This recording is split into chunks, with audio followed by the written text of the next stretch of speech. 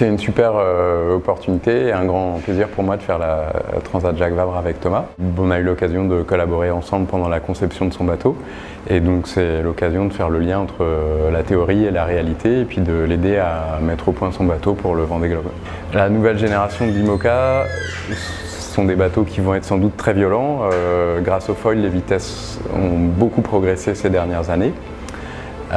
Et donc les chocs dans la mer sont de plus en plus violents et donc il faut vraiment complètement réapprendre à se servir des bateaux.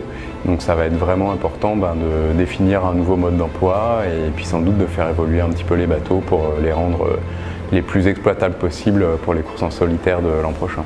Donc le bateau est un plan Verdier, donc conçu par Guillaume et toute son équipe.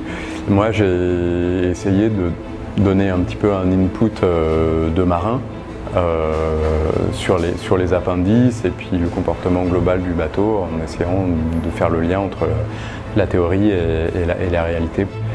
Thomas c'est un super marin et il adore être en mer. On a eu l'occasion de naviguer un peu en double pendant les entraînements en Figaro cet hiver ensemble et puis bon, on a longtemps été concurrents en Figaro, on s'est croisés et ouais, c'est quelqu'un qui est très engagé dans sa manière de naviguer, c'est un peu un guerrier et il adore être en mer et ça je pense que c'est la base de tout, c'est fondamental, c'est de naviguer avec des gens comme ça.